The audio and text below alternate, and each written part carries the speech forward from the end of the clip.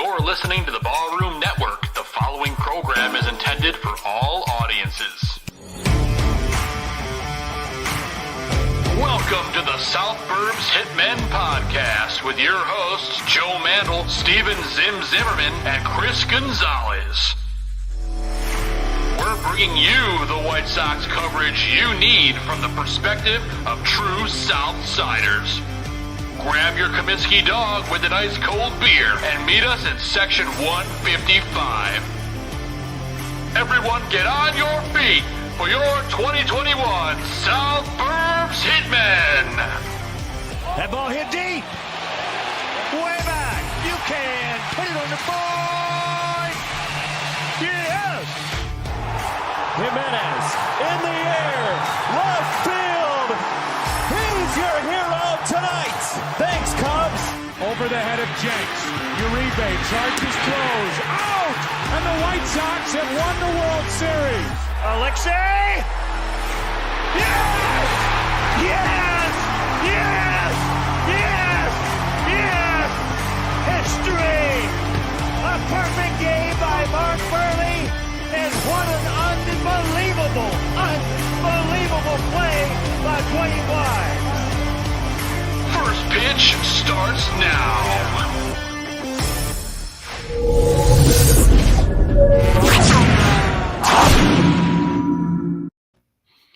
Hey everybody, and welcome to the second ever episode of South Burbs Hitmen.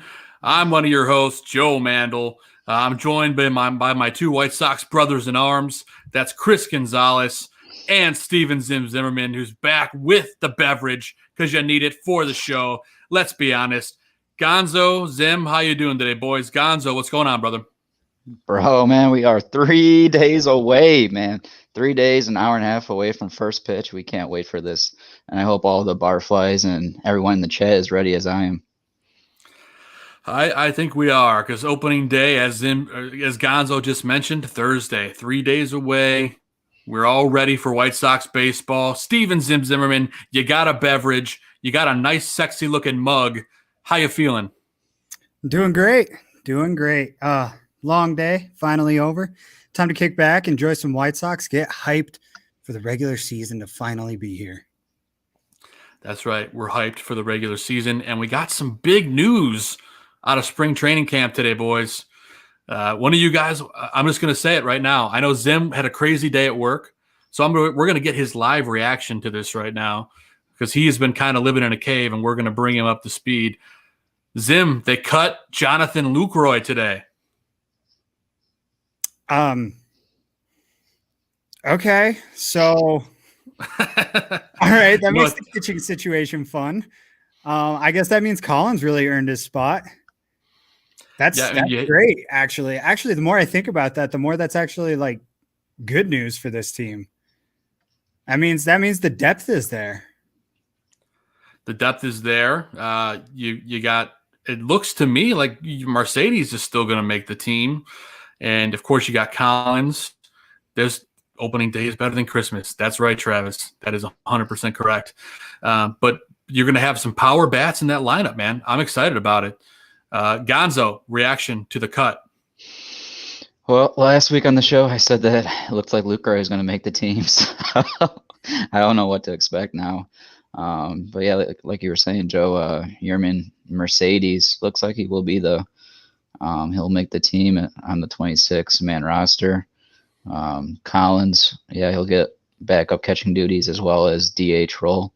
And he earned it. And not only did he earn it, this is going to be a year for him to prove that he's here to stay. And I don't even know what to expect if he will be a trade asset. I mean, I guess it all depends on going forward how he looks and how the organization feels about him. Yeah, no doubt about it. And I'm just excited to see what the kid can do with some, at a lot of at bats. You're going to have a catalog of work as opposed to coming in and getting a few at bats here and there. I'm just excited for him to get some full-time action. I'm hoping that he does. I think this means he will see a lot more playing time. The Sox also made an interesting signing today. Not sure if you saw that one either, Zim, but we went and signed Jake Lamb to the squad. He was just cut by the Braves in favor of Pablo Sandoval. So the kid, I believe, 30 years old. He showed a lot of pop a couple years ago for the Athletics, but he's had some injury issues. Initial reaction to that, Zim? Can he play outfield? I know him primarily as a third baseman. He can play outfield. He said that in interviews in the past that he's willing to play outfield. So I definitely think this is partially a reactionary signing as well. Sure, because if he shows anything close to what he was for the Oakland A's 2 seasons ago, this is a guy that's going to help this squad down the line. Yeah, I don't know a ton about the guy. Like I said, I know him mostly as a third baseman, from playing video games and stuff more than anything.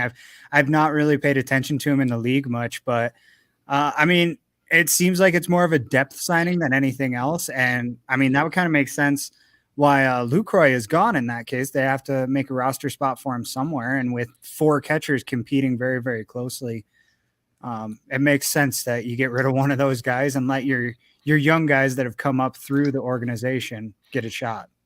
Yeah, absolutely. And I think it's an honest question to ask. If Eloy is still on this roster, does Lucroy make the team? Gonzo, does Lucroy make the team if we still have Eloy in the lineup? I don't think so. No. Just how the position players that we got going, because 26-man roster, that means, gosh, you're going to have Mercedes. There's going to be 4 probably bench. Mercedes, Garcia, Mendick, and Lamb. So those are going to be your 4 guys off the bench. Jake Lamb, very interesting because he was drafted, looks like the 6th round by Arizona in 2012, which is when Tony was an executive with Arizona. So he got to see the talent that they drafted him. So there's familiarity there. And he is a third base and first baseman. So infield guy at the corner. Yep. And he's got a lot of talent. He does. And I was just going to say, he said he's willing to play outfield if he has to. So they're going to plug and play, I think, with him, I would imagine. It seems like if he's first and third, that means he could be more the platoon guy rather than Andrew Vaughn if they're experimenting with Vaughn in the outfield too. Yeah, it gives them a ton of options, and I think that's the important part for them because it gives you a backup for Moncada at third.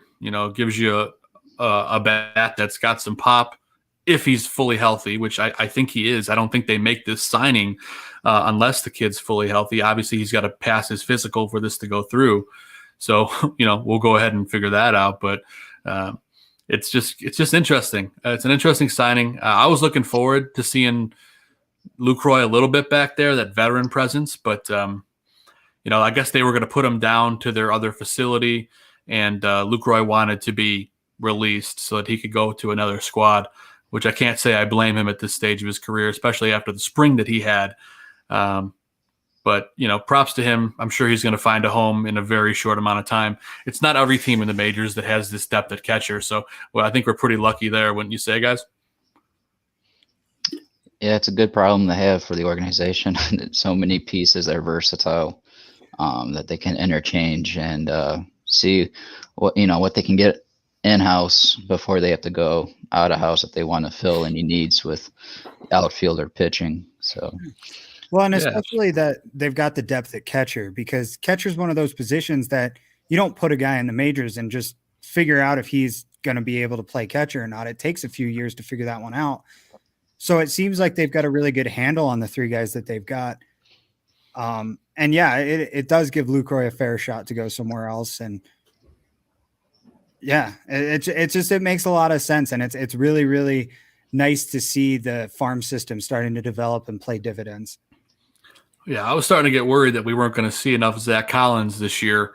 I definitely feel a lot better now based off of the decision today. And then Mercedes has a hot bat too. I'm just happy both those guys are going to be around. And I just can't wait for Thursday. For those of you who don't know, the White Sox did put tickets on sale for the first homestand of the year to fans today. I went ahead and checked out the games. The first 4 games are premium seats only, aka behind home plate, $500 scout seats that are all inclusive. But after that, you're looking at seats in the nosebleeds that are about $24 a pop. So not too bad if you want to get in and catch any sort of baseball for $20. That's not a bad deal. I'd be all over it if I could swing it on a weeknight.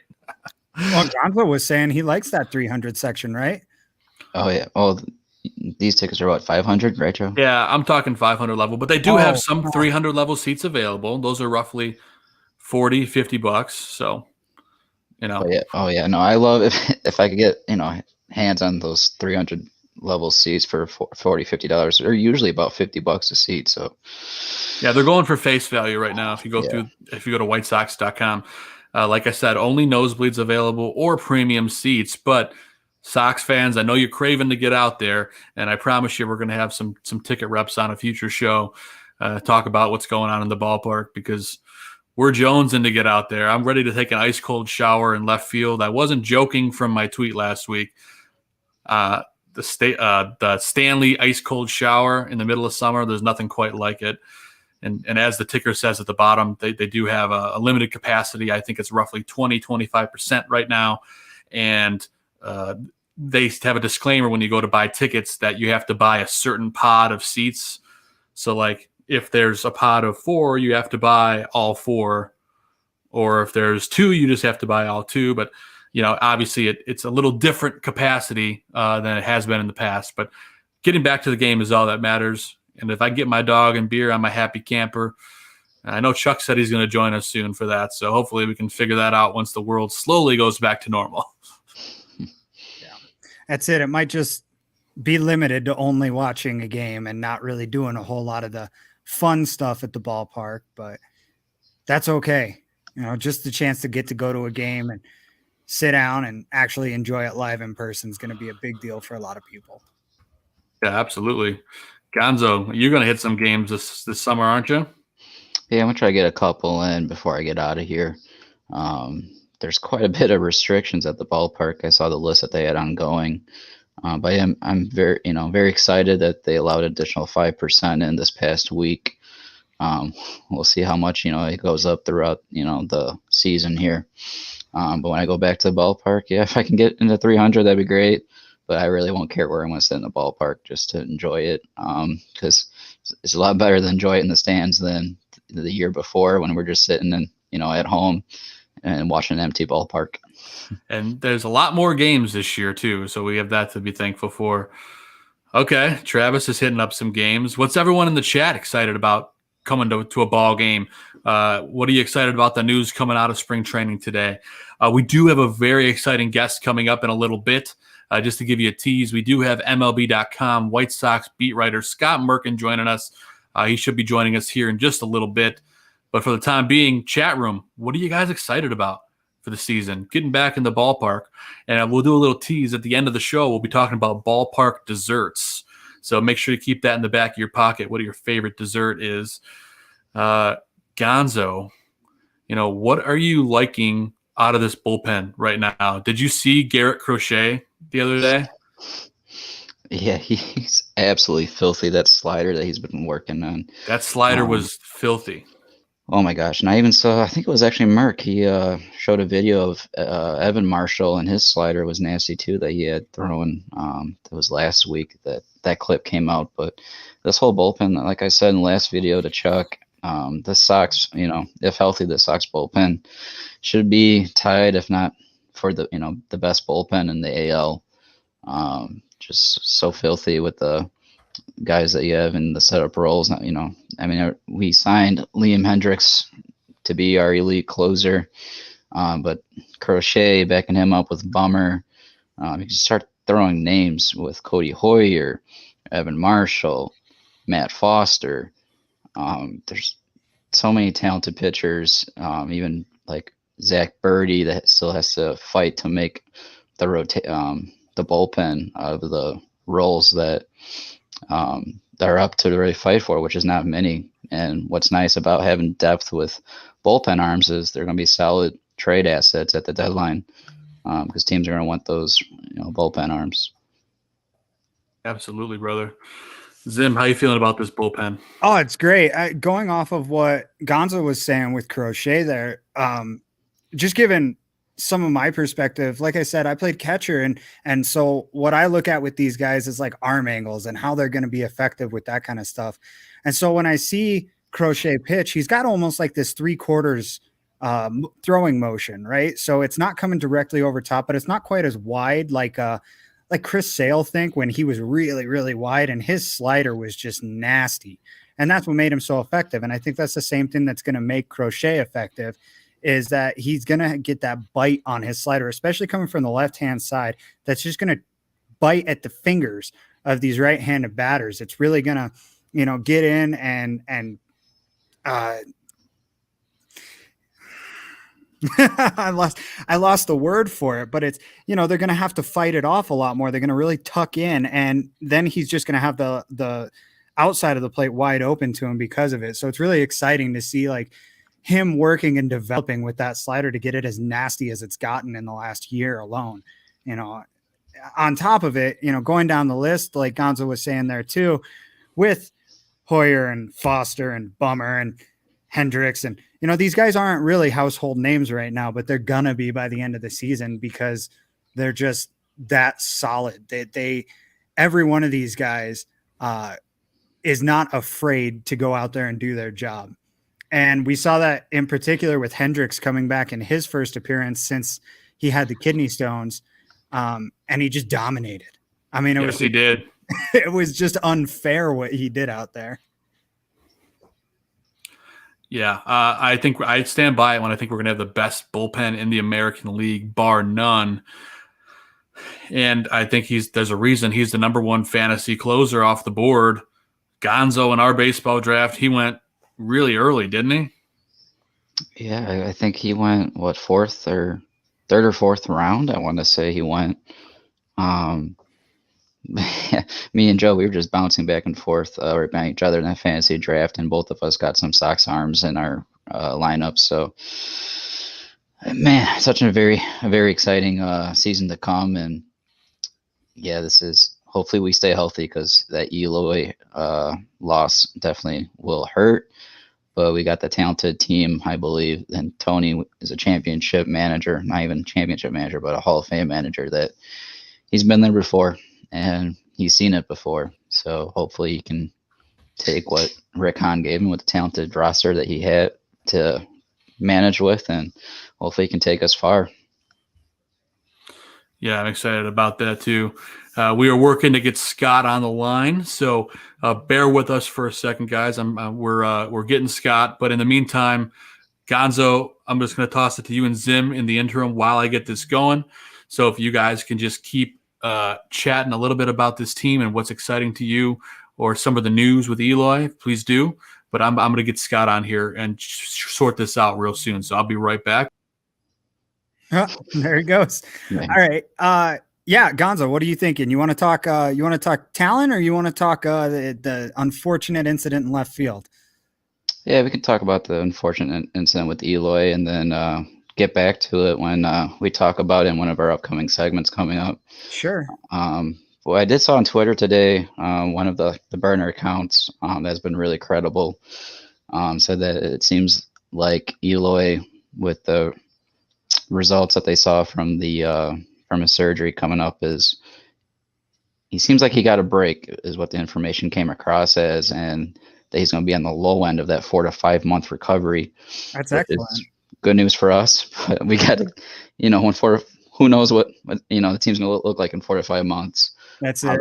How the season's going to go, and like I said, there's a lot of versatility for Tony to use and on that roster. So, well, the nice part with that timetable is it gets him back just in time for a really strong playoff push from this team. Gives you fresh legs right at the perfect point in the season, and who better to have fresh off the bench than Eloy Jimenez? And we know all about pec and chest injuries here in Chicago as Bears fans. Seeing multiple players going through that the last 3 or 4 years. So, yeah, we've seen all sides of that injury timetable. So it's nice to hear that he's back on the shorter end of that.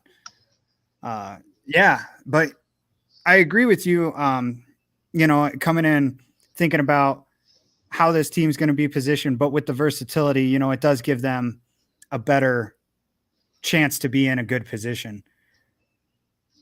I guess to me, what I'm kind of seeing with it is it's going to depend on the starting five, you know, that back end with Rodon and I'm sorry, they put Lopez down to AAA and I'm Cease. That's the other guy. So Cease and Rodon at the back end of that rotation is going to be, they're going to have to hold up. They're going to have to do their work, you know? No, exactly. Comment that Travis just posted there about Kopech and the bullpen. Exactly, Travis. And Kopech, that's another arm to add to that bullpen. Yesterday, you kind of saw him struggling with his command. But I think Steve Stone would also mentioned in that broadcast is that Ethan Katz is changing a couple of his mechanics out of the the stretch. So that could be kind of messing with his control a little bit. And hopefully, you know, as he gets throughout the season, he can hammer down on those mechanics out of the stretch and can gain that control. But yeah, if Rodon, he had a hot spring. Let's see if he can, you know, keep that going into the regular season. He's had injury-prone problems. But yeah, I mean, Kopech's going to be right there if Rodon is struggling. And then there's a couple other options, you know, in the bullpen, like Crochet. Khan said that he might be a arm in the pen that he's going to bring up into the starting rotation. That'd be excellent. Yeah, we have a lot to talk about. We're excited, but we do have our guest joining us via phone. We have White Sox, MLB.com White Sox beat writer Scott Merkin joining us. Scott, thanks so much for joining us. Sorry for all the technical issues, but we're just happy to have you.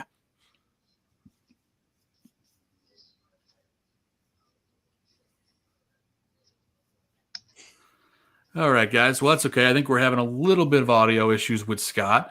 But in the interim, while we get things rolling, you know, as we have at the bottom of the screen, Scott's been the White Sox beat writer for MLB.com for the past 18 years.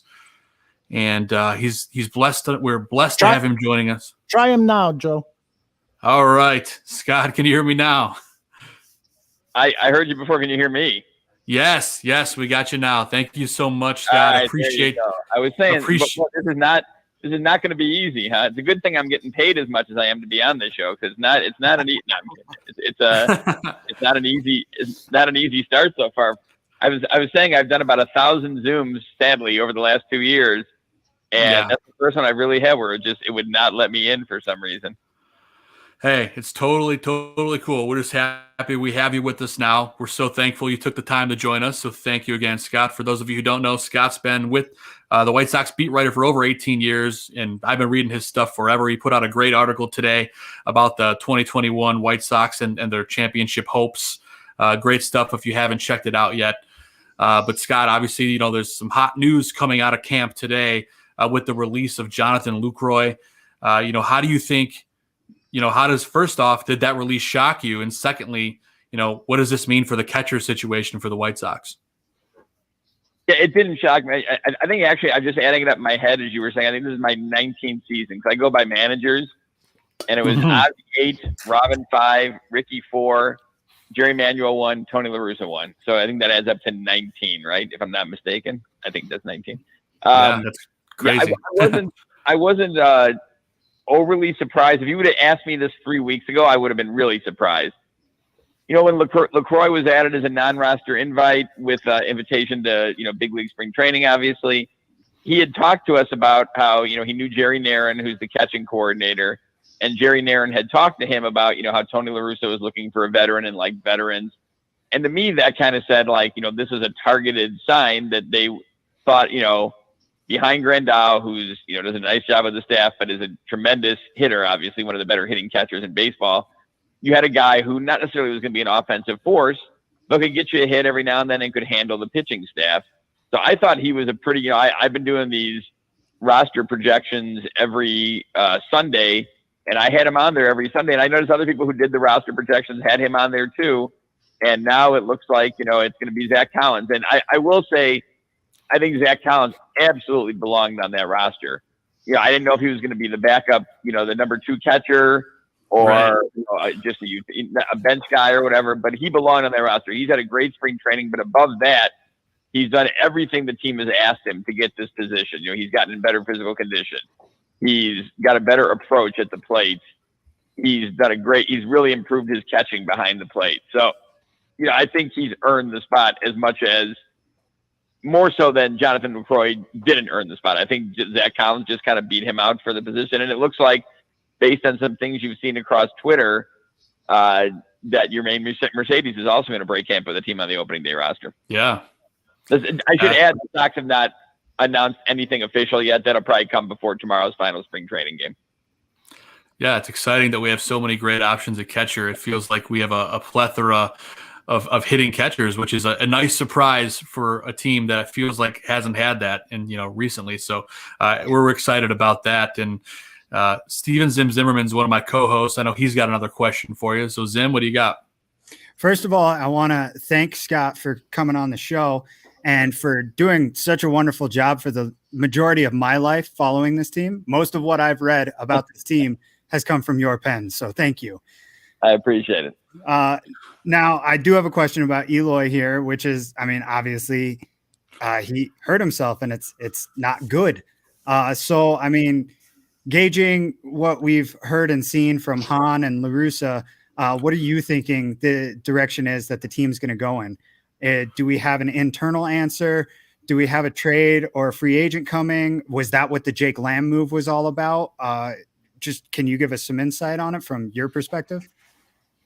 Yeah, I think for now it's internal. Jake Lamb, as far as I know, at least on his Baseball Reference page and everything else, has never played the outfield. So I think Jake Lamb is kind of an addition that, is not a huge addition, but it makes a really good team a little bit better, which makes a difference when you're going to have a tight division race with a really good Minnesota Twins team. And then the Sox are looking beyond that. They're looking towards the postseason. Now, then again, this is no guarantee that Jake Lamb is going to be here, forever. But I'm just saying that this is a guy who is a corner infield kind of backup, first and third base, can DH some, and can give you maybe a key left-handed pinch hit late in the game. So it's kind of like Billy Hamilton. I don't expect Billy Hamilton to go in there and get 500 at-bats for this team this year.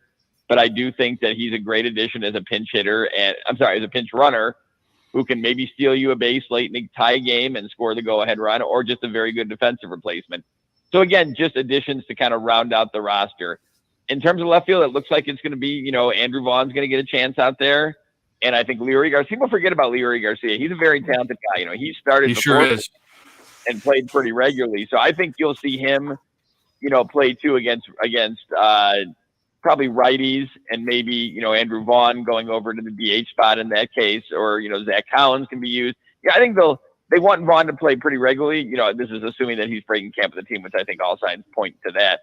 But, I think they'll not protect him, but they'll watch him too. I don't think they're going to throw him completely into the fire. They're going to make sure that things work for him. Things, are aligned well for him. So, you have a lot of different options there, and then the second part of that is, I think that, they're willing to make a move. We're willing to make a move when the move makes sense. And I think they're going to see how this goes. Remember, Adam Engel would have been a prime candidate to start in left field, if not for his right hamstring strain that's going to keep him out till mid-April. So, he's going to come back. You see what he does. And the good thing about one of the, the key things about the Sox front office is they're not guys who wait around. They're not guys who say, well, we, head till the trade deadline to make the move. Kenny Williams, Rick Hahn, if the move dictates being made at the end of April, they'll do that. If the move assuming they have someone to trade with, if the move dictates make it early May, they'll do that too. So I think it's going to be internal for a little bit and see how it goes. And then you got to figure out, I think Rick said, they'll know more 8 to 12 weeks in on Eloy, and you figure out, is it really 5 or 6 months, or is it closer to 4, 4.5? Who knows? It can make a difference. Hey, remember in 2016, the Cubs do not win that World Series in 2016 without Kyle Schwarber. So every little bit matters when you're, really going for it all. When you're not just trying to get to the playoffs and say you made the playoffs, you're trying to win the whole thing. So even if Eloy comes back, 85% healthy in like late August or mid-August, it makes a difference. So we'll wait and see how that plays out after he has surgery and goes forward.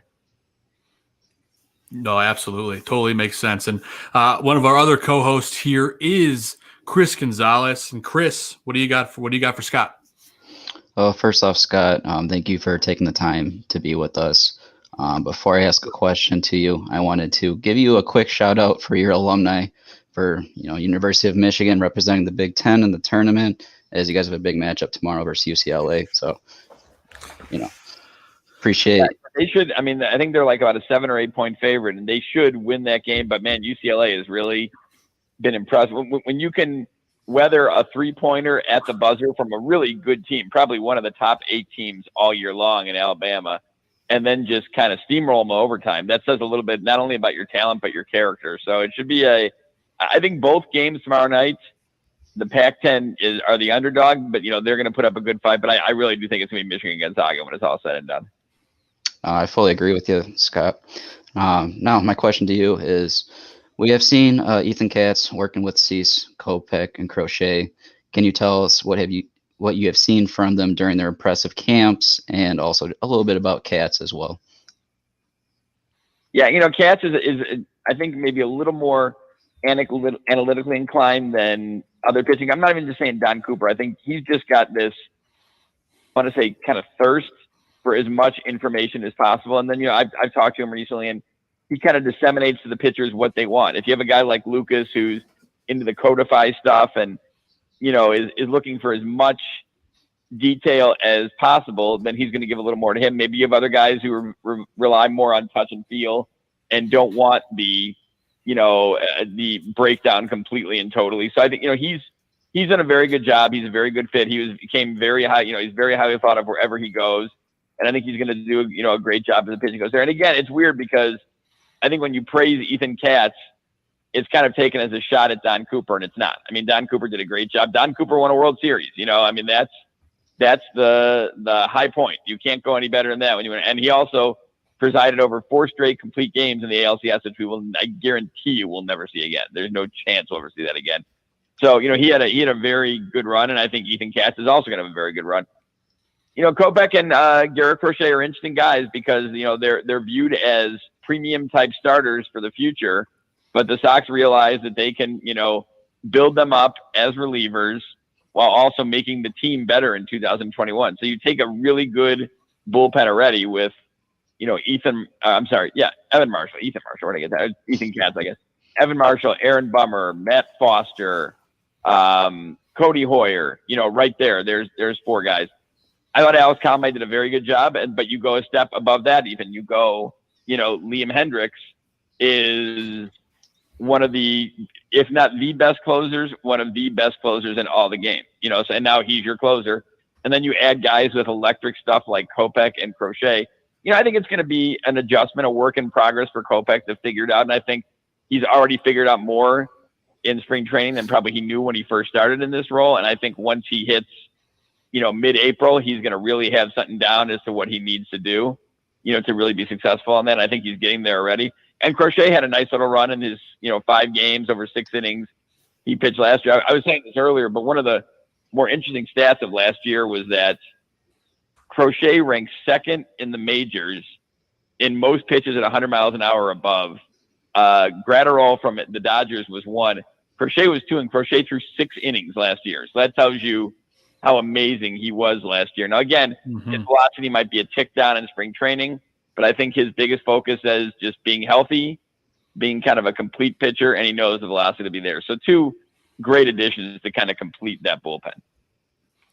Yeah, no doubt. And keep talking about pitching. So Carlos Rodon has been a point of frustration for the Sox fans over the past few years.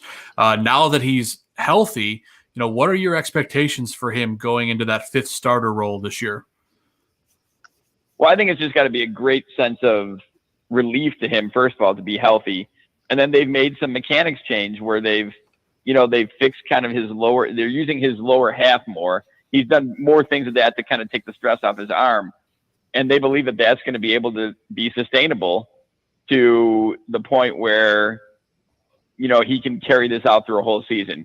Now, I think one of the best things Carlos has said during the time is as excited as he is, as confident as he is going into this season, is that he knows it's spring training.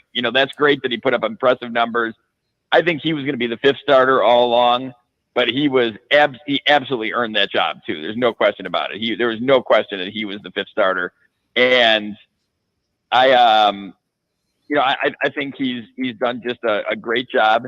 And I think he's, kind of ready to go. He's ready to take it on. And the interesting thing about him is he's the number 5 starter right now. He's listed at 5. So, anything you get over like a consistent innings guy is a plus for the White Sox. Now, granted, I mean, you're not throwing away that 5th start. It's a guy who starts 30 times, they hope, during the year. But I think it ends up being a nice pickup for the Sox after they non-tendered and brought him back. So some good changes made. He changed too. He talked about how he's gotten in better physical condition. It's something that Tony La Russa mentioned early on in camp, and he's ready to go. So now it's just, you got to translate the great success you had in Cactus League play to when it counts starting Thursday. But he would pitch, I would guess, if things are lined up, he'll pitch the first game in Seattle because it's a 4-gamer in Anaheim. Totally. Yeah. We're excited to see what Carlos does this season. He hasn't been healthy for a while, and we're rooting for him. I know a lot of Sox fans are, and he's a great guy to have at the tail end of that rotation. That's for sure. Yeah, it's interesting. I mean, even when Carlos was healthy, he hasn't been. It's not like Carlos is trying to get back to, like, I know people don't like victories anymore, but like a 19-win, 240 strikeout guy. He hasn't had that in his career. But in the couple of years where he's been able to make 25 starts, he's been very good. He's got one of the better sliders in the game. He's got a fastball. He's, relying more on the high fastball this year. In spring training, he's got a fastball that can hit in the, upper 90s at times. So he's certainly got the raw stuff. So they hope that, with his mechanics fix and with, the changes he's made, that he'll be able to carry out through the season. Yeah. No, I'm just trying to absorb everything you've said. There's a lot to take in just a little bit of time with this team. And my mind's going a mile a minute trying to focus on everything here. I do just want to say before we continue that if anybody in the chat room has any questions, feel free to type them up and we'll try to get them in for Scott before the end of the interview here. But my next question for you, Scott, is continuing on the pitcher talk with Rodon and Cease filling out the back end of that rotation. There's definitely a possibility that maybe one of them falls off. And Rick Hahn actually mentioned potentially bringing in a guy from the bullpen into the starting rotation. Who would you see as a guy for that? And what could it even be somebody like Reynaldo Lopez coming back up from AAA? Well, yeah, I think Kopech is a guy who could definitely be, later in the year, could be some form of a starter. Maybe it's a 5-inning guy, a 6-inning guy, but, that's what they target him for the future. So I think he'll get a few opportunities in that. But, at the alternate site, they haven't announced these guys yet, but I'm assuming it's going to be Reynaldo Lopez. What is Reynaldo Lopez? I'm assuming it's going to be Jonathan Stever. I'm assuming it's going to be Jimmy Lambert. So there are 3 options internally. And again, the Sox are, it's now a different phase for the Sox. At the beginning, they were trading premium guys like Chris Sale and Adam Eaton and Todd Frazier and David Robertson to build up their system. Now they're on the flip side. They're trying to win, and they're going to have to trade some of these young guys who they really have fouled and developed in order to add a key piece here or there. So again, just like, they're willing to supplement if they need in left field eventually, I think they'll do the same thing if just, all the options are exhausted in the starting staff. But I think you have a pretty solid starting 5 there, and they're going to get a run. I don't think like if Rodon or Cease, just because I think, Giolito, Keiko, and Lynn are pretty locked in there. If Rodon or Cease have like a rough April, I would not imagine they're going to change them out right away. I think it would take a little bit of doing to, say, okay, we got to make a move. So, there are some internal options, but again, there's some room to maneuver financially, and they will make the move if they need to. I appreciate that, the intel there, Scott. My next question for you, and I'm sure you haven't seen any of these prospects yet in person, but I saw you post some videos of a couple of them, but I want to throw some names at you and let me know the potential for them. But some guys like Yoelqui Cespedes, Jared Kelly, and Oscar Colas that they just signed in the international deal. If you can, just give us some intel about them. Yeah, I think, Oscar Colas is a guy who, I think, is going to be a really good fit for the Sox. I think he's, he's got one of the better Yeah, Colas won't be even remotely official, I think, until January because of they switched the signing periods around because of the pandemic, messing with the season and that kind of thing. So, I know that he has been called the Cuban Ohtani. I think he'll just be an outfielder when he comes to the White Sox, assuming, that happens. But that won't be official for a while. Cespedes, they really, I saw him in a B game against the Rangers in Surprise, which Grandal was playing in, and he looks a lot like his brother. He's probably not as broad as his brother, but he has like the same kind of hitting stance, it seems, as his brother. And, I'm just going by what Chris Getz said, and that they've been very impressed by what he's shown. Now, when I talked to Cespedes with the help of the great Billy Russo, who's the interpreter for the Sox, his goal was to make the majors this year. Now, I don't think that's going to be the case. Rick Hound was asked during the Zoom after Jimenez's injury was announced if Cespedes was a possibility, and he said that's getting a little ahead of ourselves. He's got to get some innings. It's kind of like Jake Berger, only for a different reason. Berger was hurt all that time. Cespedes hasn't played in a little bit, so he's got to get some innings to get him going. But I would think this year is probably a little soon. Maybe 2022 is more likely. But he's a talent. He's a number one international prospect in this signing period. So it's another good pickup, another good Cuban player the White Sox have added. And Jared Kelly, was a first round pick who ended up sliding to the Sox in the second round. And they were thrilled to get him. And, again, he was in the mini camp. And I think he'll just keep, he was a high school kid. So that takes maybe a little bit longer to develop. But, again, plus stuff, great overall repertoire. Also was a great quarterback in high school, by the way. So, if it didn't work out with the Sox, he probably could have done the Bears at some point along the line. But I think he played it 1 year. And he said he played like in sort of I don't know what you would call it, like a run and gun. Is that still termed? But he had like 54 touchdown passes in one season when he played out in Texas. So interesting little side note on him. But again, a guy who's a little ways off, but someone they really, are high on and someone they think will move pretty fast. So, as much as they've graduated a lot of their top farm system guys to the majors now, they still do have some guys who can help, maybe not this year, but at least in the next year or two to keep this team stabilized. Scott, I just have a super quick follow-up for you on Yoelqui Cespedes. When we think Yoenis Cespedes, his older brother, or I don't quite know the relation there. But when I think of him, I think of his arm, that cannon that he's got from the outfield. Does Yoelqui have a similar skill set as far as that goes as well? Yeah, I think, we've heard people talk about what he has and doesn't have. And I think that'll he's supposedly got a strong arm and a good outfielder. I think he can play center, as a matter of fact. But I think we'll see that more once he starts playing, what really the features he really can bring out once he gets out there more frequently. Yeah, and Scott, we're getting a handful of questions here from our chat room. A lot of people asking about Michael Kopech. What's Wolf in the chat wants to know, do we know how Michael Kopech seems mentally and physically? How is he heading into the season and what you've seen from him in camp? Yeah, good. We talked to him yesterday on the Zoom and he seemed real upbeat and, he seemed like I think he said, he's talked about this a couple times, that he's in a good place overall and he's ready to take on the challenge in the bullpen. I know he wants to start, there's no question about that. And the Sox envision him as a starter at some point. But right now, for this team that they believe has a championship goal, Kopech is, best suited for the bullpen, to help them this year. And also, excuse me, this helps carry them out through the season. All these guys are going to be watched innings wise because they're going to go from 70 innings or whatever. I think Giolito threw 73 last year to, they hope somewhere around the 170, 180 mark.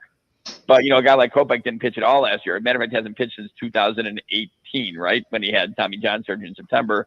Crochet threw, I think, between college and the Sox 9 1/3 innings last year. So again, you don't want to burn them out early, and this is a chance to stretch them out and really have them fresh when the Sox really believe they're going to be in contention come September and October. Scott, I wanted to step back from the current 2021 White Sox and ask you a little question that's relevant. Do you think that Burley and Konerko are not getting the credit they deserve by national media towards their Hall of Fame ballots? Konerko, unfortunately, is no longer on the ballot because he did not get 5% to stay on. And, Burley did stay on. I think Burley got 11%, maybe somewhere in that range. Yeah, I think you can make. I've had good talks with Kenny Williams about this, the White Sox executive vice president, about how he thinks that baseball is kind of the toughest Hall of Fame to get into. And man, I mean, Paul Konerko had an outstanding career. I mean, he had 439 home runs. He was the captain of a World Series champion, or I think he was captain after World Series champion, but captain of the team. Played 16 years for the White Sox. But again, I mean, you ask him, and he would tell you that he wasn't a Hall of Famer. That he had a great career, but now I think he could still get in there through Veterans Committee or whatever they do in the future. Burley's another guy where I think that's kind of underappreciated what he did. I mean, all he did was take the ball every fifth day and do what you asked of him. I mean, he was a guy that even if you have 5 runs in the first, he'd get you into the 6th or 7th easily, or 7th or 8th even. And I mean, for what, every year, but his last year with Blue Jays, he just missed it. He had double-digit wins, 200 innings pitched, and 30 starts.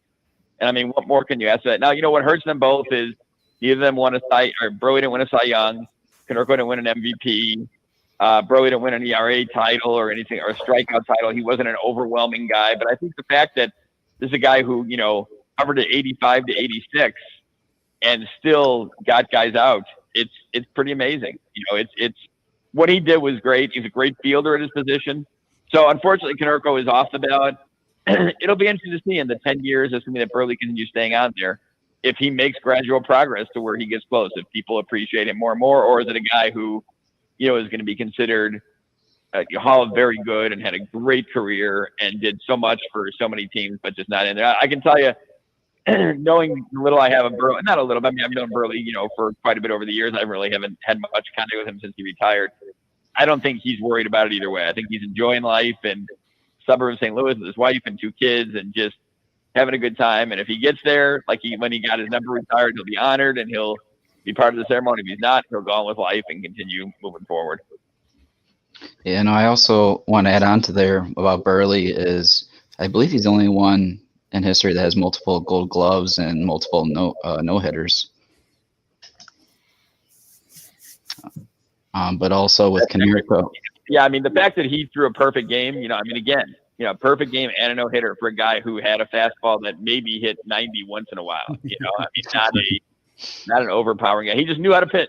He knew how to pitch. He knew how to, and to the joy of everyone except maybe the vendors, the poor vendors.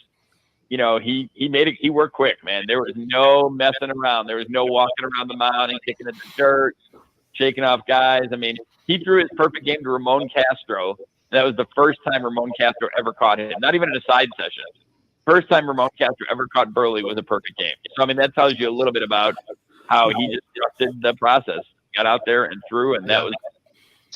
Well, and Scott, I worked in the ballpark during the Burley days, and we loved it because people were excited to see him pitch. They were drinking when he was pitching, and we got out of there early for the next day game afterwards. So we always loved when Mark came on the hill. Hey, you better drink fast if it's Burley though, because what do they? I don't know this for a fact. I'm not really in the stands, but they cut off sales like in the 7th, right? I believe. Yeah, end of the 7th, yeah. So for Burley, that could be an hour and a half sometimes, I mean, yeah, absolutely. Against Mark Mulder, I think the A's won 4-1. It was 149 or something along those lines. Pretty amazing. Yeah. All right, Scott, I think we got one more here for you. And then we'll probably wrap it up, but we'll see how it goes. I do want to ask though, speaking of Hall of Fame careers, your career has been quite significant to a lot of us out here.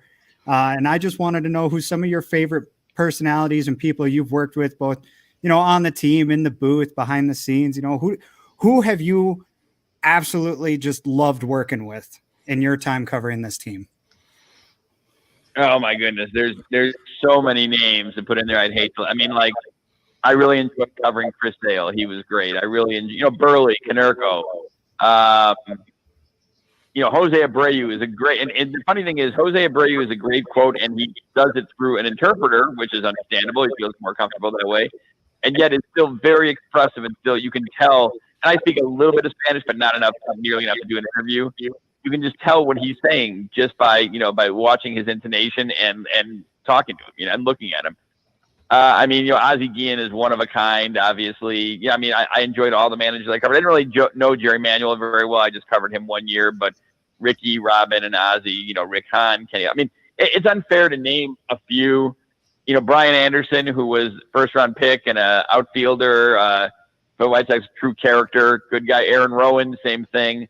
So, I've been lucky that there really hasn't been any bad guys I've covered. There may be a few guys that him and I didn't see eye to eye all the time, but no one that you really were like, oh my God, I can't, I got to avoid. AJ Brzezinski, another good guy, another really interesting, really bright guy who just, understood the game of baseball and had a lot of interest outside of baseball too, that, he was able to take advantage of too. So those are just a few, but like I said, there was really no one that I can look back at and say, oh, I'm glad I don't have to cover him anymore. There, for the most part, really good guys to cover during my 2 decades covering the White Sox. That's awesome. And Scott, speaking of good guys, you put out a tweet today about Jose Abreu keeping a red glove in his back pocket all season long. Why don't you tell a story to some of our listeners, because that's just such a cool story of what he's going to be doing for Eloy all year long. Yeah, again, I think people sometimes, I think it's a very nice gesture, and I think people also maybe are overreact a little bit. I get that there are a lot worse things in life than, tearing your biceps tendon and not being able to play baseball. He's, Eloy is very healthy. He's very young, but to me, this just shows it's more about how tight knit that group is and the leader that Jose Abreu is, and that this is a genuine friend of his, and I think he's trying to help Eloy get back. He's trying to help Eloy, focus on his rehab, but no, you're here with us. So he has decided that he's, Eloy's got those red gloves that he wears in tribute to his grandfather. And Abreu all year long is going to have the red glove in his back pocket to, make sure that Eloy is there with them as they try to push for a World Series. And I think, I will say right now, I don't know how long Eloy is going to be out, because I'm certainly not a doctor, much to the chagrin of my mom.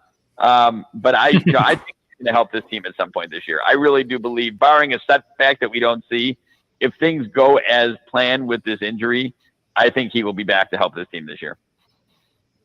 Yeah, we all hope so, because he's such an exciting guy to watch, and we're all rooting for him to come back, because this is our team through and through.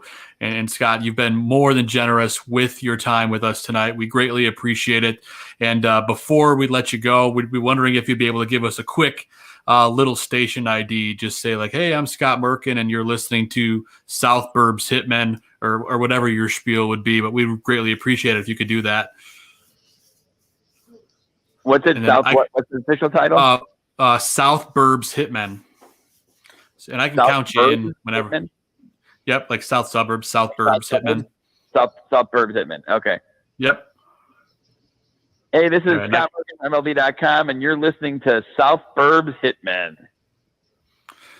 Awesome. I cut you off a little bit in the beginning. If I'll have you, I can count you in. We'll give you one more for it, and then we'll be good to go. Okay. So I'll give you the countdown. Here we go. We're going to go 3, 2, 1. Hey, everyone. This is Scott Merkin, the White Sox beat writer for MLB.com, and you're listening to South Burbs Hitmen. Awesome, Scott. Thank you so much for your time. Everyone who lives under a rock, if you don't know where to find Scott's work, go to MLB.com or WhiteSox.com, and you can see all his awesome White Sox articles. Make sure you follow him on Twitter at Scott Merkin. And Scott, you're the man. Thank you so much for your time. And go White Sox. We're looking forward to reading your pieces all year long. Okay, guys. Thanks for your time. And anytime you need me, let me know. Have a good evening. Sounds good, Scott. Appreciate it. You too. Take care. Thanks, Scott. Okay, take care. Bye. Everyone, that was Scott Merkin. Talk about a man's man, the pro's pro. I was just talking to Zim the other day. My entire life, I've been reading articles from Scott Merkin. And here he is on our show, guys. I mean, it just comes full circle, doesn't it? You're speechless. This is the dream. The dream. This is it. It's like the Michael Jackson movie. This is it. Yeah, there you go. we had a couple people in the chat say, 2 straight weeks of 2, great guests. I mean, they're both of them are, pros pro. Just leaving us speechless at the end of it, and one take for both. And the only reason it wasn't one take for Scott is because I cut him off. I was about to say, I'm going to count you down, and he took off. I was like, oh, man, it was so good, and I ruined it. But both of them were perfect. So, Scott, thank you so much for your time. Make sure you guys follow him on Twitter. Check out his work at whitesox.com. And, guys, we're going to move into the rest of the show because, I mean, we still have a whole show to do, and we're about an hour in the show. So, man, oh, man, chat room, first off, thank you, everyone, for hanging out in the chat. We had a lot of great questions. I know we couldn't get to them all, but we love you guys for giving us all that great content. But we are definitely going to use as many questions as we can in the future from you. But let's move into the next part of the show, guys. What do you say? So, where are we at here? That's right. It's showtime, Zim. Thank you for that. I set you perfectly up for that. So we're going to do a segment every single week where we talk about Tony La Russa's decision making and kind of what's going on through his head. And this is a segment that we like to call La Russa's Locker.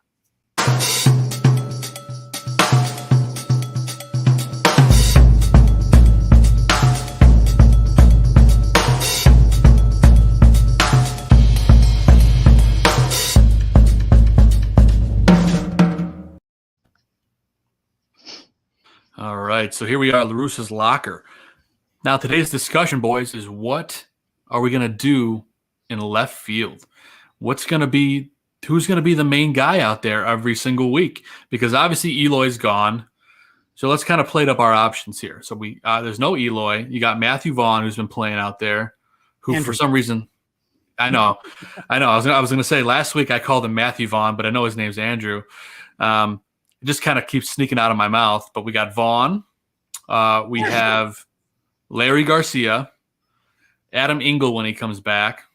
What do you guys think is going to happen? Gonzo, I'll toss it to you first. Well, to really break it down, I kind of want to give some background here.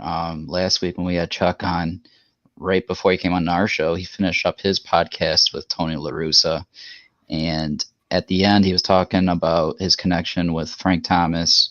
Trying to remember, I think it was Frank and I forgot who the other, or Ozzy, Frank and Ozzy, and he ended Chuck's podcast, and I got goosebumps from this. But he ended the podcast stating, I hope Frank and Ozzy still feel the same about me this coming October. That's just, for me, that gave me goosebumps because I know he's motivated. And I feel like him stating that means that he came back knowing that he can take this team to a championship. And I don't think he wouldn't have taken the opportunity if he didn't believe that he can take this team to where we want them to be. And to doing so, with this Eloy situation happening, if he needs to get a bat in this lineup, he's going to do whatever it takes. And yes, he's going to give some of the in-house prospects a chance to take it and run with it. But if Vaughn struggles, because this is not his natural position. Chuck was just here last week telling us about his glove at first base. I would love to see him stay at first base, but in the short term, we got to see what he can give us out in left field. But that's not a knock against him if he can't make that switch right away. And there's guys that, like, when Engel comes back from that strain, he'll be, I'm sure that defensively they'll be good. But it's the bat that you have to replace. Eloy he set up a goal with Chuck that he wanted to hit 315 batting average, and he could probably hit 40 bombs. You have to replace that production. Well, that's the thing, is you're not going to replace it. It's not going to be replaceable. You just have to find a guy that's going to be serviceable in the spot. And I think they have that guy on the squad right now. But like you said, if there's an opportunity for a trade, I don't think they're going to hesitate. Personally, I think right now Vaughn's a little slow in left, but I think they're going to try him. I think it's Larry Garcia that's going to be there most of the time, personally, because I think it's Luyeri. I call him Larry because it comes off the tongue a little easier. Where's Laro in the chat? he is in the chat. Laro is in the chat, or Laro. He's been supporting us all week long. But Garcia, and I think we are going to see quite a bit of Vaughn. I'm just excited to see what's going to come out of that position. position. And I know I cut you off. I didn't mean to cut you off. I was just excited. Yeah, no problem. I think even Scott just mentioned it to us that he thinks that it's only going to take really a month in the eyes of Tony to dictate where this is going to go. He said in early May, you can see them start to make that first move, and maybe they do another move at the trade deadline if they need help for pitching. Mm-hmm. But you can see a move outside early if they need it. And I mentioned to Chuck, I threw out the name of Michael Conforto, but another name that is more of a veteran name that I think would be a bigger name to add that can get really close to that production of Eloy is bringing Charlie Blackmon from Colorado. Sure. And I know we're going to look at his age and be like, he's 34, but if you looked at the stats, he's a near 300 hitter. He had in the 60 game season, he had 11 home runs. So that's close. If you were to do the math on 1/3 of the season, still keeping pace to that 30 home runs. Yeah. And in that shortened season, he began the first 2 to 3 weeks of this season leading the league with his batting average of a 500 batting average. Totally. And I don't think he's going to cost all that much either. So that could be a decent acquisition. I agree. Zim, what do you think's happening in left field? And then also I wanted to bring up a question that came up in the chat. Do you see Vaughn being a liability similarly to that of Eloy in left field? Unless Vaughn injures himself playing the position, he is no more of a liability than Eloy was. So right there, I think he's a serviceable replacement if that's what you're going to do. But echoing back what Gonzo was saying about La Russa, if anybody's got a plan for this team, it's a guy like him who's been around the block. And, he's been doing this for, the better part of 40, 50 years now. He's no scrub. He's going to figure it out. He's got guys on the roster right now that he's going to try to plug and play and make work. It's going to be Garcia at first, almost undoubtedly, who, Scott Merkin mentioned. People forget about Larry Garcia. Yeah, I did. I won't even lie about that. I kind of forgot he was on the team until you mentioned him. But now that I think back to, the kind of player he is and what he can do out there, yeah, he's going to be fine out there defensively. You're not going to replace what Eloy did at the plate, regardless of who you put into that position. So, at the plate, I think we might end up seeing more pinch hitting for that position. You could even see some defensive replacements if somebody's having just an off game. Sure. Because La Russa's not going to hesitate to pull somebody. He's going to say you're done, quicker than just about anybody else in the league, in my opinion. That's something. Well, that's the nice thing about having that's the nice thing about having as many options as they have. And Travis in the chat also mentions that, they have Billy Hamilton that a lot of people, forget about as well. He's got some speed and he fits to exactly what you were just talking about. He's that quick guy that can go in to be a defensive substitution, run on the bases. He can be your Dwayne Wise or your who's the guy in 05? Pablo Ozuna? Is that the right guy I'm thinking of? Pablo Ozuna, yes. Yeah. Carl Everett too. Yeah, well, Everett was more the slow. He's your Andrew Vaughn type, right? Yeah. And then you got Willie Harris too. Yeah, there you go. I mean, the Sox have always carried a Billy Hamilton type guy. It seems to be just one of those archetypes of players that they seem to like to have around, regardless of who the manager is. So, yeah, I think he'll get his fair shot out there too. I see him more though, Billy Hamilton, that is, as more of a Luis Robert needs a day off. Let's go throw somebody out in center field and give him a break. Because that's where Hamilton's played most of his career. That's just my opinion, though. That's a good call. There's tons of possibilities in left field. Obviously, we'll find out a little more when they finalize the roster, but it's interesting to see what they're going to do to fill that void.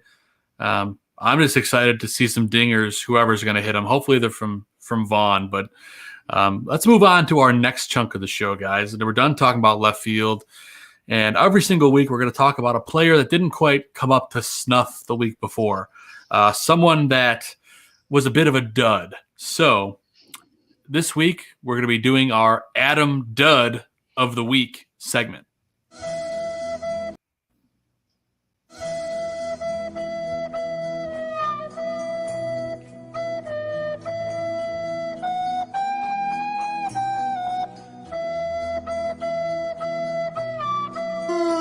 suck. Thanks, Cubs. Yes, thanks, Cubs. It's been pretty. You can speculate who we're going to be talking about, but I think after the hilariously awful attempt to rob a home run, Eloy Jimenez becomes the Adam Dud of the week. Unfortunately, to the disdain of all of us White Sox fans, Eloy making the last week of spring training, you try to rob a home run, and you tear a pec in the process. It just hits us right here in the heartstrings. I know all three of us kind of passed out when we saw the news. Yeah. I think that's the perfect equivalent for an Adam Dud of the week, right? He gone. Oh, Yeah. you missed this. You missed that segment last week because we didn't have a dud last week, but we're going to have one every single week of the season from here out. I don't think there's a much bigger dud than that one right now. So, yeah, I'm sure the White Sox front office is very, very happy with that one. I think we do have a clip of the injury, which is cringeworthy because it's so bad, but I think we have it ready to rock. Or maybe not. That's okay. That's all right. hey, these things happen. We got Merk on. We can stall. Hey, No, I'm just kidding. Let's move it. No, we're good at stalling, but it's all right. Anyway, long story short, he hopped over the wall. He tried to rob a home run, and he kind of hung there for a second in what is probably the least athletic play of all time that I've ever seen. He makes Kyle Schwarber look elite. He does make Schwarber look elite. I was trying to explain to someone who doesn't follow baseball how Eloy fields in left, and I described him as a sumo wrestler greased up in tons and tons of baby oil, wearing ice skates in the middle of an ice rink, and that is how Eloy fields. At least that's how I described it, because he just can't move. No. Let's be honest. And the guy should be a DH moving forward. So for that reason, Eloy Jimenez, I'm going to look right in the camera for this one. We love you. You're hilarious. You make our hearts sing. But let's be honest here, Eloy. You should be a DH. And please don't pull any more shenanigans like that. You're too hilarious and too funny. So, Eloy, just for that, you become the Adam Dud of the week. And, we hope we never have to say that again. So we're just going to get it off our backs, and we're going to be done with it. So we'll never talk about it ever again. Deal, guys? Cubs. Just one more. All right, go ahead. Thanks, Cubs. Yes, okay. Well, anyway, we robbed them of Quintana. We robbed them of Eloy for Quintana, so I don't feel so bad. I kind of want to do a little segue with this Adam Dud. And those for you in the chat, Adam Dud, it's our kind of to go to from Adam Dunn, calling him. Oh, Adam we got the clip of the injury. Here it is.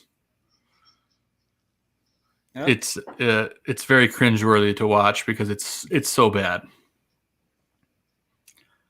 That's okay. Why don't you continue, Gonzo, what you were saying?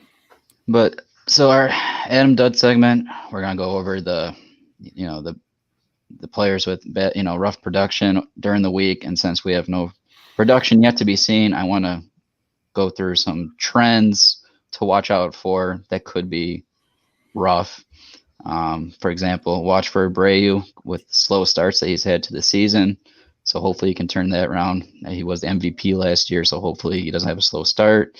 Also, maybe Collins regress from a hot spring training.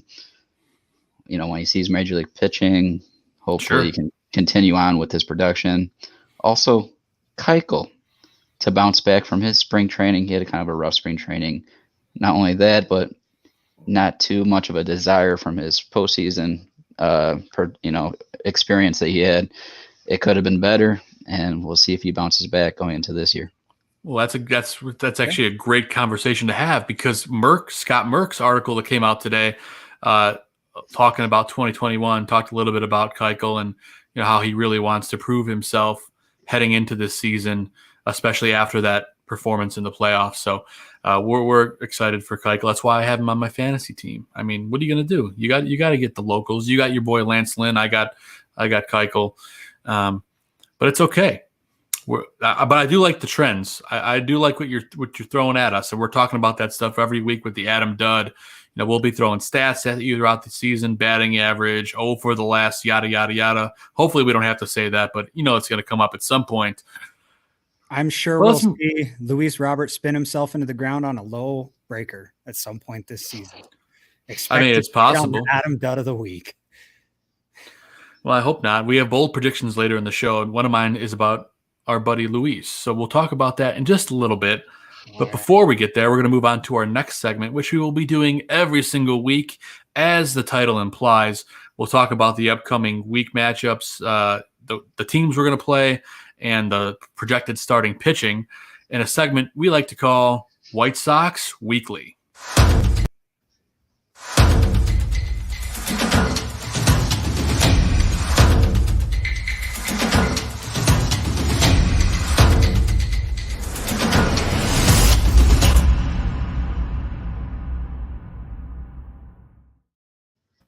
Yes, that's right. We're at the part of the show where we're looking at the schedule for opening week, guys. Opening baseball is 3 days away, and we have 4 games to preview for the week coming up. And we're actually going to pull up this schedule just so we can take a quick gander at it. But, of course, we open the season on the West Coast. So we're going to have some late games, White Sox fans, especially if you're on the East Coast. So starting Thursday, opening day, you guys get to stay up late, 9 o'clock at night. We have that home opener against the LA Angels. Of course, our boy Lucas Giolito expected to be the starter for that game. Not expected. He's known to be the starter. And I think Andrew Heaney, I believe, is the starter for the Angels. I think we also have that as well, the projected starting pitchers we could take a look at in a second. But, guys, looking at this West Coast trip, the Sox always seem to have trouble on the West Coast. It feels like every year. Zim, takeaways by looking at this opening week here, LA and then Seattle. Yeah, LA into Seattle is going to be it's going to be an interesting start. I mean, LA is a legitimate, at the very least, playoff contender, in my opinion. Seattle, they're a little bit more of a fringe team, but there's talent there still. So we're going to get, I think, a good pulse for this team right out of the gate. Sure. Particularly against the Angels, seeing how the pitching matches up against a pretty good hitting team, and seeing if the offense can do what we expect it to do this year. We expect our offense to be the class of the American League, if not the entire MLB this year. So it'll be nice to see if they can get a hot start against a team with, maybe not the greatest pitching, but definitely, upper half of the league. Yeah, we got some decent pitching here on the Angels. Heaney's been great the last couple seasons.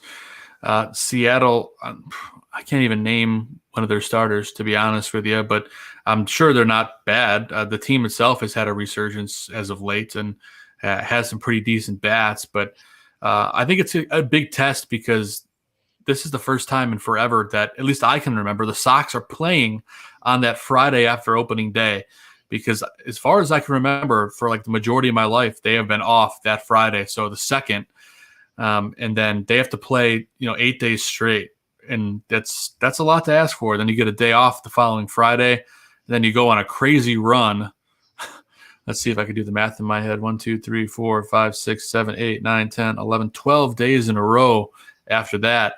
This team is coming out of the gate, and they're not getting a lot of time off. So just something to look at. You're going to see some guys getting some days off in that big stretch, because I can't remember, at least in my lifetime, the Sox having a run like this where they only had 1 day off. Like literally, what does it look like? 3 days off all month? I mean, they're definitely going into it pedal to the metal. Do you think, Gonzo, that takes a toll on this team at all this month? Sure it does. I mean, if you look back at 2020 season, they played 60 games in 65 days or something like that. So yeah, this is going to be a longer season, but it's going to be kind of a similar rest mode, with the team. And what's great is, we have a manager that's Hall of Fame manager that knows how to rest his stars and give the players that need rest. I mean, it's going to be an interesting start. West Coast. what's nice about the Anaheim series is there is one lefty in that rotation, and we banged up the lefties last year. So hopefully we can continue with that. And that lefty was Heaney, and he looks like he's going to be the Game 2 matchup. Okay. And we will get into Seattle, probably more into Seattle next week on next week's show. But they also have a couple lefties in their rotation that we can hit on as well. Some of their lead rotation arms is Marco Gonzalez, and as Mauro Ramirez, I think, is still in the rotation. I'll have to double check their stars, and it's hard to project those guys because that's next week, and specifically next week's 3, I think, going into that game is the projected for that first game in Seattle. And we talked about it last week. There's going to be some rainouts this week. We talked about the West Coast, and of course we're going to be there. So I'm interested to see how the weather is this week on the West Coast. So that it's going to be totally interesting to see if all these games go off as planned. Yeah, the chat talking a lot about bullpen depth, which I think is important, especially like this. And it is scheduled to be gorgeous in LA this week, so I think we're going to see all 4 games get in for sure. To me, the one to highlight on the schedule, aside from opening day, is Game 4, that Sunday evening game, because that's going to projecting to be Dylan Cease as the starter there, right? And so that's going to be his first real test this season, especially against an offense like Anaheim when they've got Rendon, Trout, Ohtani. I know they've got more than that. I just can't. They're much improved, and I tell you what, their pitching and their pen is much improved. Joe Madden's working his magic over there, so I don't think anyone's going to underestimate them, especially to start the season. And they did pick up Jose Quintana, so we do get to see a friendly face over there too. He's going to be the I think we won't see him in this series, but we will see him this year at some point, I'm sure. But that's our White Sox weekly segment, guys. Let's go ahead and move. Do you want me to go through the matchups real quick for those? Games?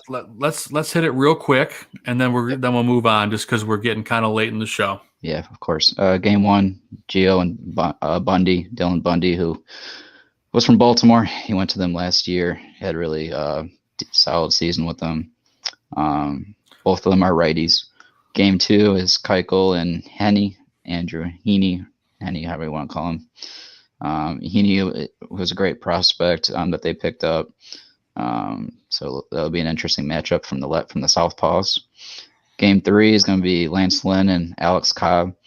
Alex Cobb background, he's also a former Baltimore guy, but also pitched in Tampa. Interesting right arm. Both of them are righties. Game 4 is likely to be Cease and Ohtani. And I think it was Luis Robert hit a homer off of Ohtani this spring. But yeah, it'll be a interesting Game 4 matchup on Sunday Night Baseball. He's a better hitter than he is a pitcher, in my opinion. But I guess we'll see what happens there. As long as the first pitch of the season isn't a home run again, I consider it a victory. Don't jinx us now, Zim. You shouldn't have said that. Knocking on wood right now. I say we have a pasta party instead. That's all I got to say. All right. Just do it. No? It's time for a pasta party. Yeah, okay. There's no reason for that other than me just wanting to hear the drop. So yeah, no, that's fine. That's exciting. It's a fun drop. It is a fun drop. I like it. But let's head on to our next segment, which we're going to call. Well, I'll cue it up a little bit. Every week, we're going to give our picks to click and kind of guys to watch, or a player that really killed it the week before, in a segment we like to call "Put It on the Board." Ball hit deep, way back. He looks up. You can put it on the board.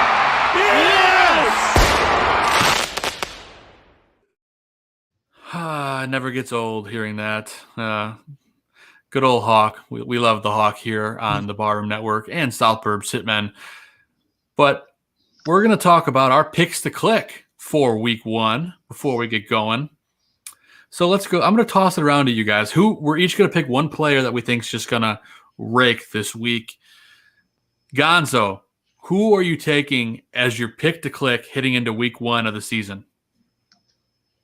Yeah, I'm going to say it is the Silver Slugger, of the past and the guy that leads our lineup, and that's going to be Tim Anderson. That's going to be my pick to click this week, boys. You can put it on the board. Yes. All right, I'm gonna write these down so we can actually track them. Do it. All right. So we got Tim Anderson so far, and my guy, I'm going Liam Hendriks. We've been talking about the bullpen a lot, and I think this guy is good for at least 2 saves in that first series. So I think this early season is where you see a lot more close games than later in the year. Usually, it can always change, but yeah, I think Hendriks is good for a solid, I don't know, we'll say 5 strikeouts and 2 saves. 5 strikeouts and 2 saves. I like it. So his put it on the board is going to be Liam Hendriks, who I think is the best closer in the league. And I'm going to change it up a little bit, guys. I'm going to go with the new guy. I'm going to go with Vaughn this week as my pick to click. And I expect him to have – I'm going to go big because why the hell not? We're a better place to do it. I think he's going to have 7 RBI and 3 home runs opening week of the season. And that's the full 7-game week, not just the 4 games.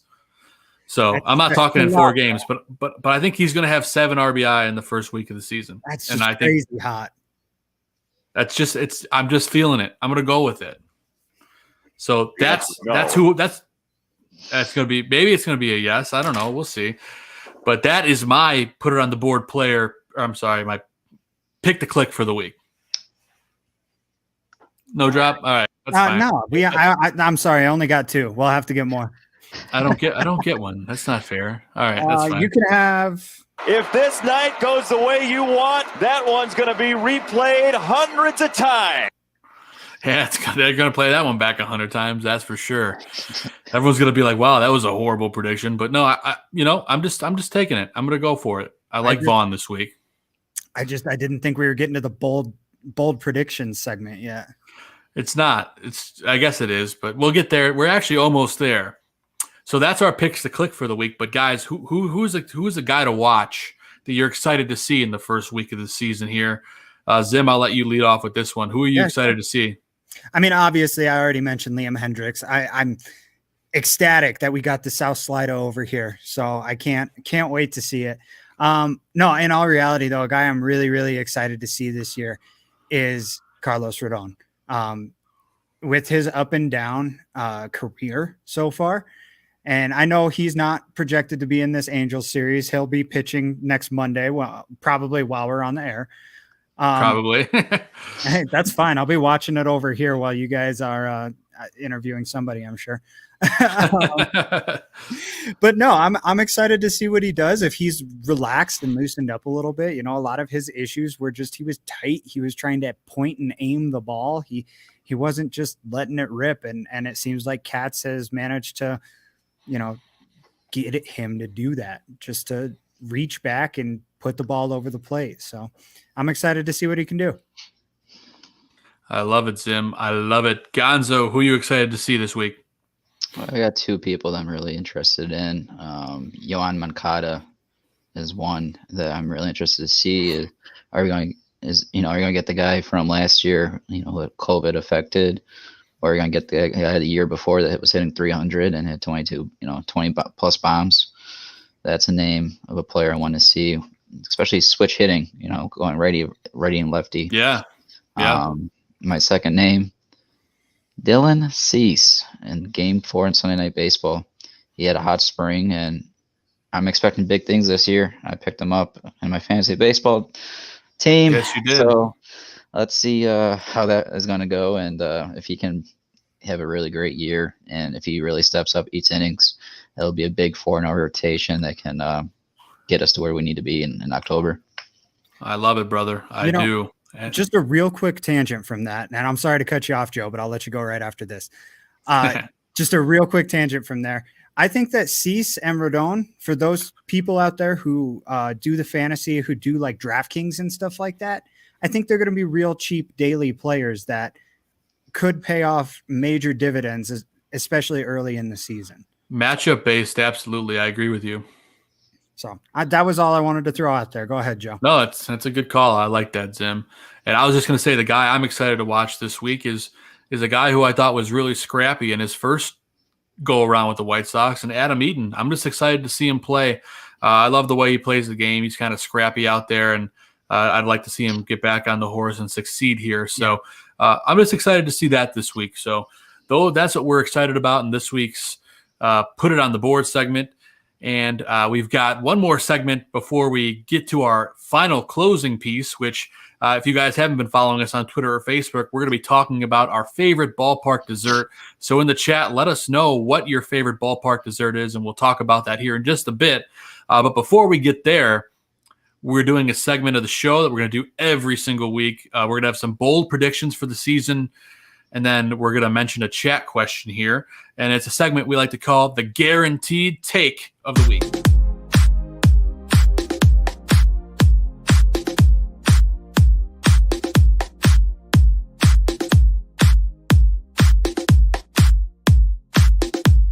Yay!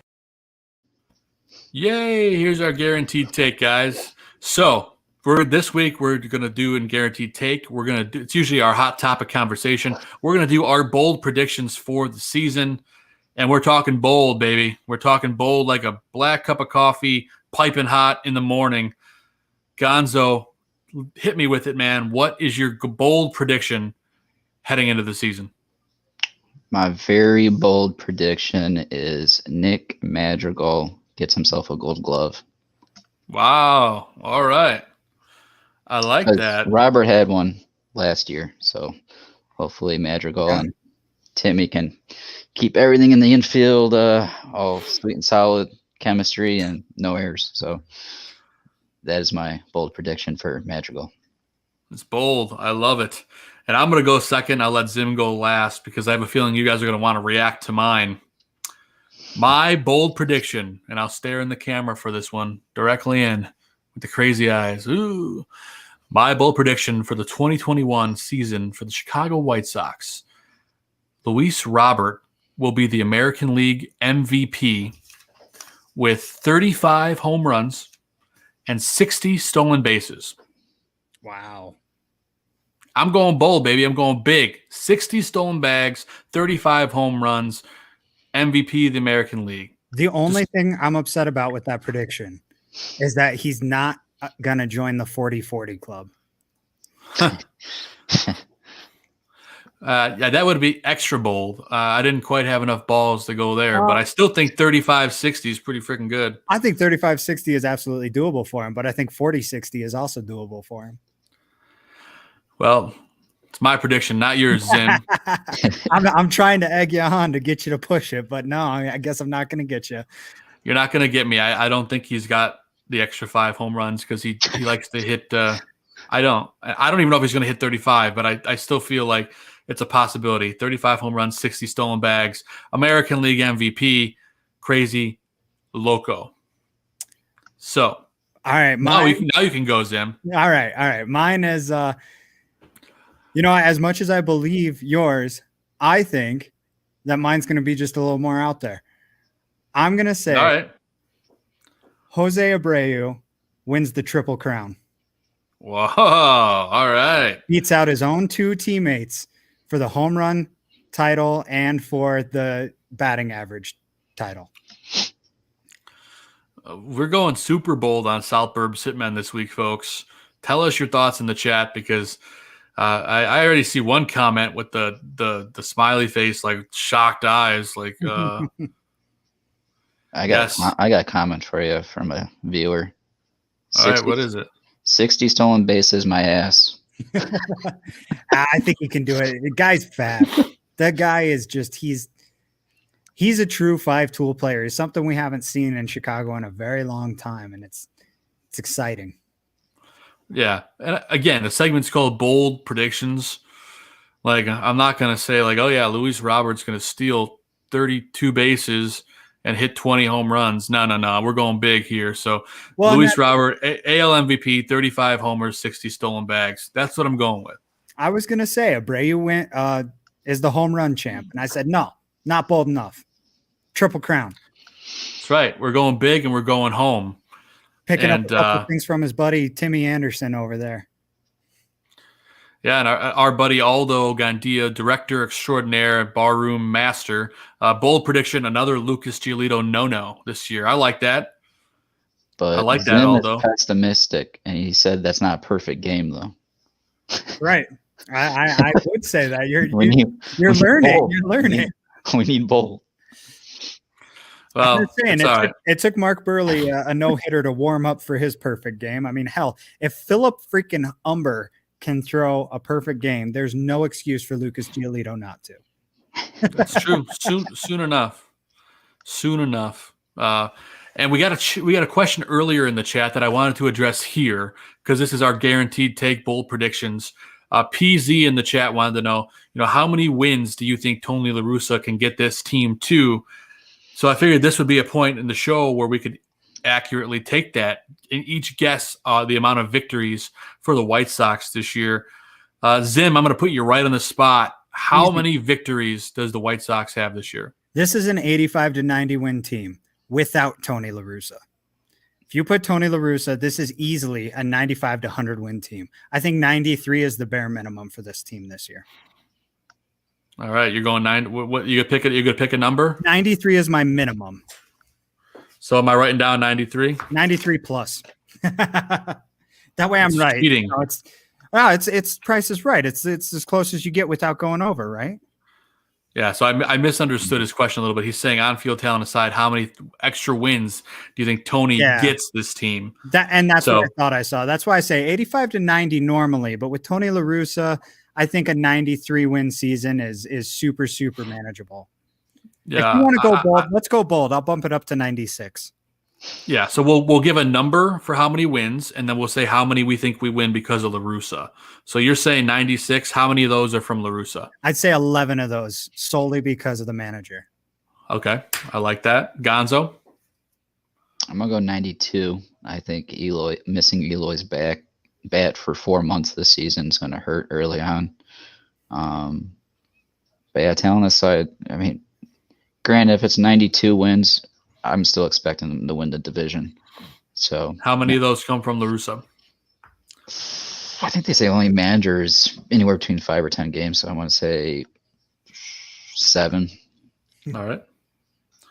So just to be clear on that, we both have this as an 85 win team, but you have La Russa winning them 7 games, and I have him winning them 11 games. Mm-hmm. Yeah.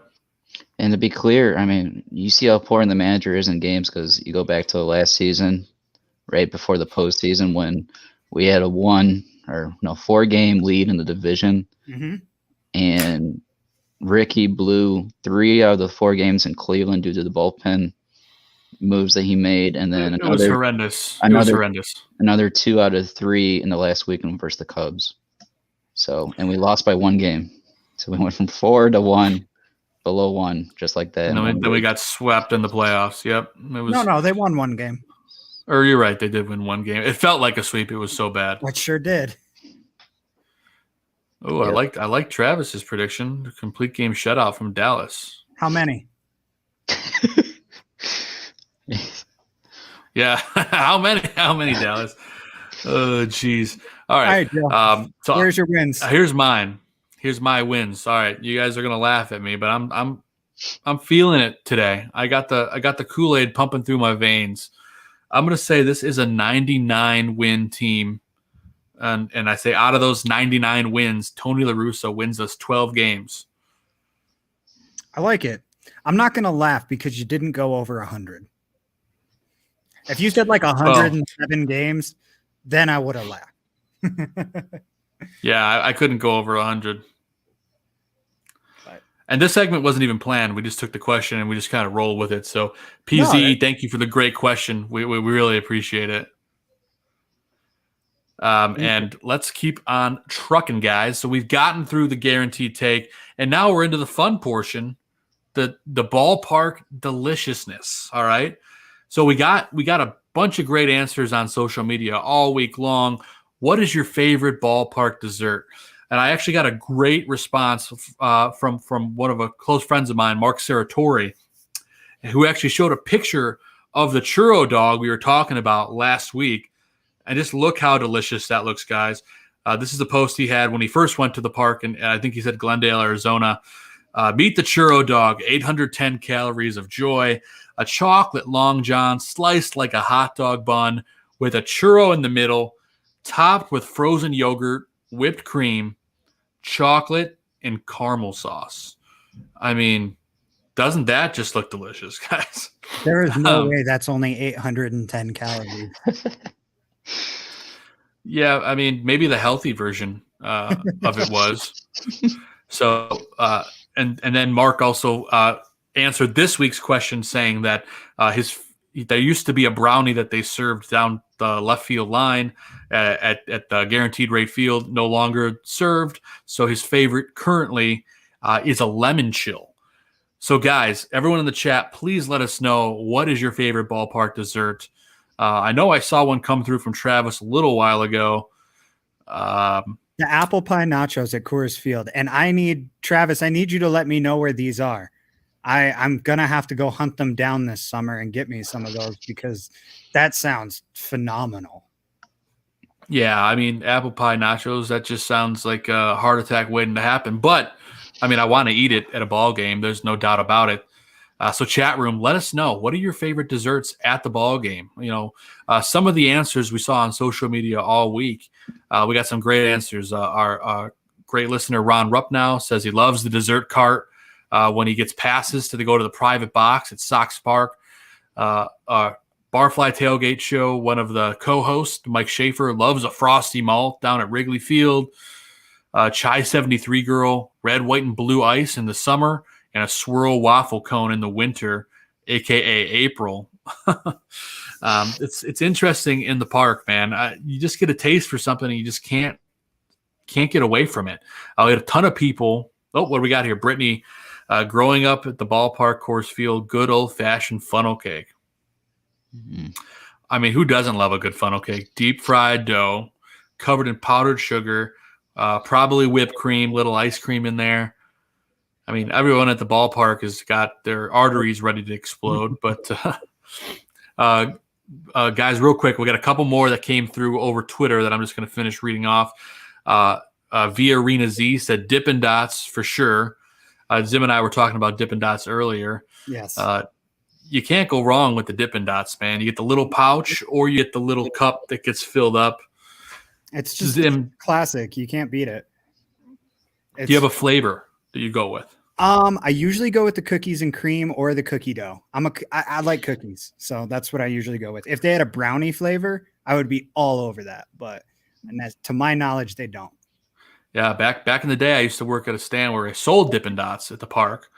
The top flavors were, as you mentioned, cookies and cream, rainbow ice, which tastes like Fruity Pebbles, sherbet, whatever you want to call it. And then, of course, you got the classic vanilla and chocolate and all that jazz. But, man, you can't go wrong in the middle of summer with some Dippin' Dots. A lot of people said churros. And we got What's Wolf, who's hanging out with us in the chat here, said churro and caramel corn. What is this? He's changing his answer at the last minute. He changed it from what he said earlier. Thanks, Wolf. This is not a football show. We do not call audibles here. That's okay. I mean, I get what he's saying, though. He's trying to say that a beer could be a dessert. If it's hot enough outside, sure. No, definitely. Definitely. That ice cream melts too fast for you to eat it, but that beer, it's good whether it's warm or cold. Gonzo, do you have a favorite dessert? You've been notoriously quiet. Do you eat sweets? Sweet. If I'm sticking to a sweet, the chills. I like myself a chill. But like what Wolf was kind of going at, I post on Twitter. You'll see me running in the seventh inning to go get the last margarita in center field at the margarita stand.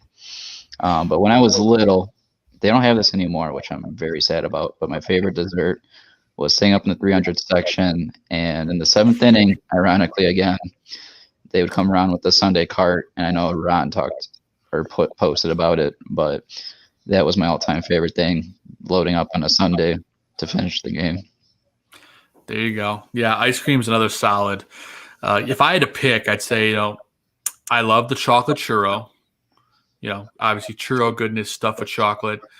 And then if you ever been to Guaranteed Rate, Comiskey, Sox Park, lots of different names, whatever you want to call it, they serve a giant helmet filled with an ice cream sundae. It's like literally this big, and it's piled like this big. I don't get the giant one, but if I wanted to go with 7 people and split it, that's what I would do. But they sell little tiny mini helmets that they get the soft serve swirl in it. So what you do is you get the chocolate churro, you get the swirl ice cream, you do a little dippy dip, stir a Reno, and you get a really delicious bite. And I probably shouldn't do this motion, but that's what I did. Can you demonstrate that again for us? You get the dippy and the no. That's I just made the worst drop ever for my life. So it's okay. It kind of broke up, so I don't think it's going to really come through very well. Oh no, it's coming through really solid. So you just instead of the robot, now you're just going to have me doing churro and ice cream. Long story short, you got to go with that. And then this is like the 1B. Oh, frosty malt, yes. Ooh. Frosted malt chocolate ice cream. You can't go wrong with that at the ballpark. My 1B is in line with Gonzo. He talked about like a lemon chill. My buddy Mark said that too. But have you guys ever had a strawberry chill? Yes. It is by far superior to the lemon chill. Yes. It is amazing, and they're always sold out. There's a reason they're always sold out. Has anyone in the chat ever had a strawberry chill? Because it's amazing. Have both of you guys had the strawberry chill? That's what I go. Oh, yes. Yeah. And the best is if you let it melt a little bit in the sun. So you kind of get like a little strawberry lemonade thing, but then you're kind of scooping it. It's the hydration station is what I like to call it. Yeah. That sounds perfect for these Sunday afternoon games that we get out here at Coors. They're about 150,000 degrees. And you're closer to the sun out here, so you just fry immediately. That would be perfect on a July Sunday afternoon watching a game. Yeah. My brother-in-law says, you're buying next time we go. Yep. Yeah. They better have strawberry chill. Otherwise there'll be hell to pay. So any other surprise desserts, like things you wouldn't think are good? Do you guys have another go-to? Chat room, is there something we're not thinking of outside of the box? You know what they need to do is they need to open up a Portillo's inside of Comiskey so that you can get yourself a chocolate cake shake while you're watching the game. See, I'm going to go ahead and say it. Chocolate cake shake is grossly overrated. You're grossly overrated. Not because of the taste. It tastes great. But when you get the shake mixed up with pieces of cake, it just turns into like mush. Yeah. And the texture's messed up. It's not easy to drink through a straw. If you're going to do it, eat it at home and put it in a bowl.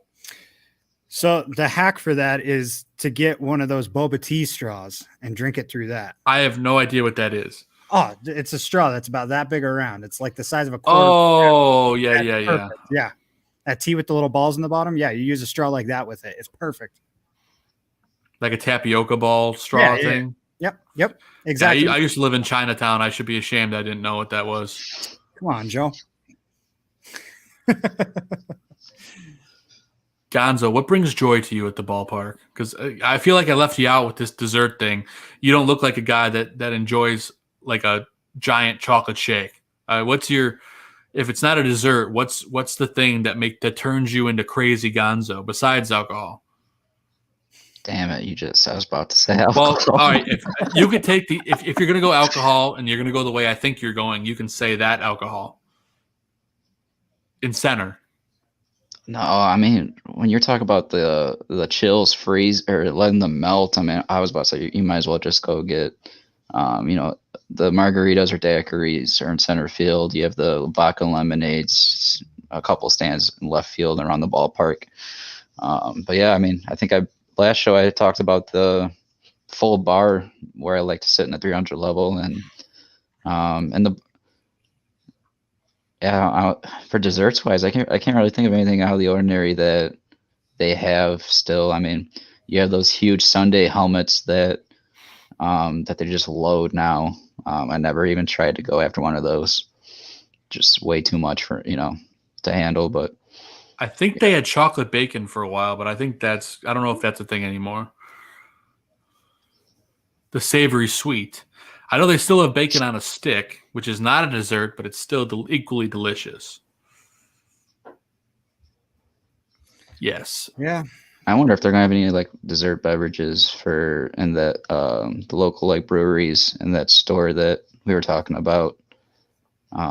Yeah. I think we have to take into account. I think this year is going to be a weird year for concessions, because from my understanding is everything is going to be cashless, and they're again, this is from limited understanding of what I know, is that you're going to be in your section and you're not going to be allowed to go that far out.